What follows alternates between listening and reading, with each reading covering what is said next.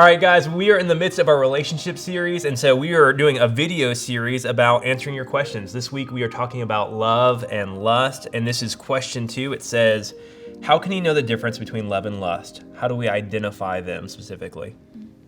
What are you guys thinking? Sunday night, Aaron taught and went through the passage in 1 Corinthians, the love chapter, and kind of went through of this list of things that helps you identify love. And I think the overwhelming takeaway was that lust is about yourself and what you want, where love is focused on others. I would say that's just a pretty general overview of the two. Yeah, that's a good foundation to set for a conversation. Yeah. What else do you guys think? How do we help students identify between if what they're feeling is love or if they're in this realm of lust? I think another thing, we talked about the motivation, the heart of the love is others and lust is self.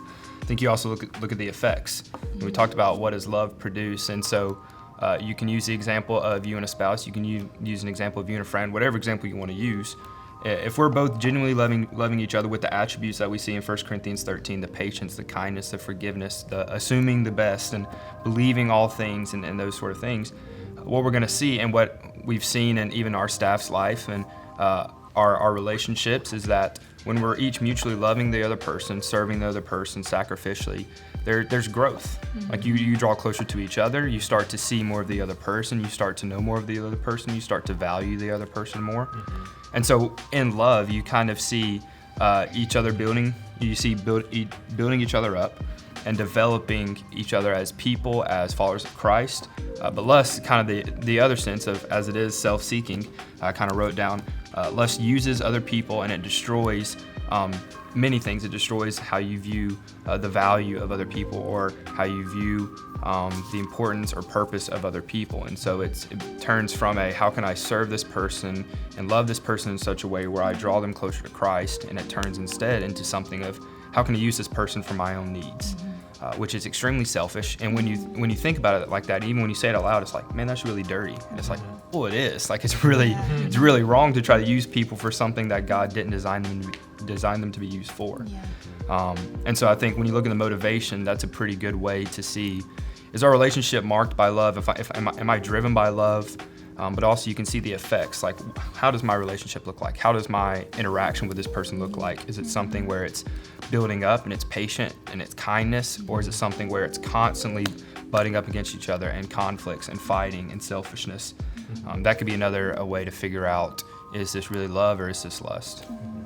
Yeah, I really like that. I think practically, like, as a relationship starts, right, there is this immediate attraction. And so you're thinking, do I love this person because I'm attracted to them? And so, not to say that attraction is lust, but sometimes relationships start on the foundation of lust because I am attracted to them. But I think if you're trying to discern the two, some of the things you said were, so with lust, I think over time it's going to die. Where love over time is going to grow. And so you have to be patient. You have to wait. You don't need to be in a hurry to figure out if you're in love.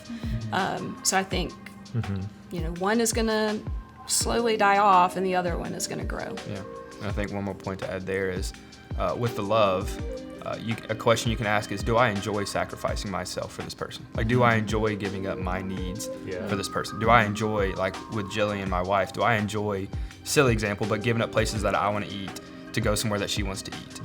If I don't enjoy that, then there's some pride there. There's something that's holding that back. But if it's something that brings me happiness to see her happy, or brings me happiness to see one of my close friends happy, then that could be something that's like, all right, this is love. Like I'm caring for someone more than myself. So this can't be pride. This has to be something that's deeper.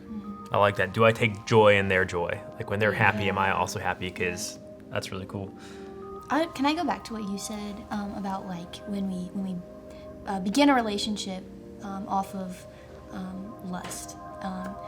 That like just like raises a question in me that maybe we could address.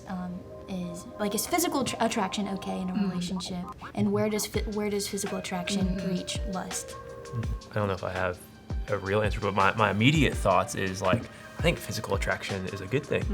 And I think it's natural. I think a lot of these desires are natural. Like I think God created it to, if my heart is invested in you, I'm going to want to have a physical expression of my love. Like I think I'm going to be attracted to you, and I'm going to want physicality or sexuality at some point. The problem with love and lust is we have to figure out at what point is right and to what degree is right.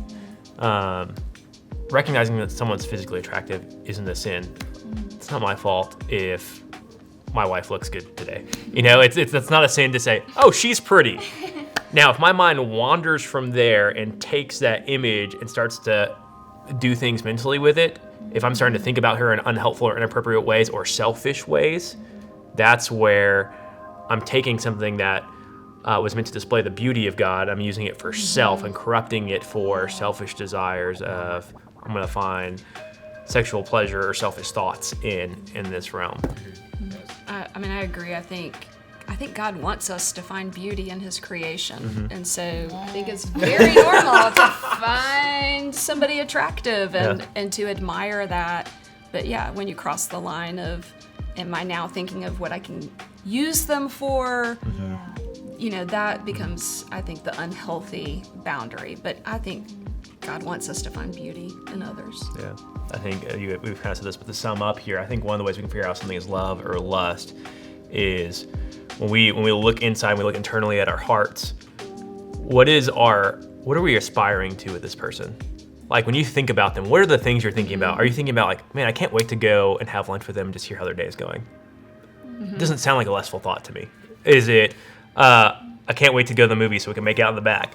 Like that might be less love and more lust, right? Like and so like, what are you aspiring to? What are you dreaming about? Where does your relationship end in your mind, or where is it going? What's the trajectory of it? And that should give you some clues to that. But the desire, the hard part about the desire for lust is at its core, I think it's a God-given desire to want to physically express your love. Lust corrupts that desire and makes it a selfish deal.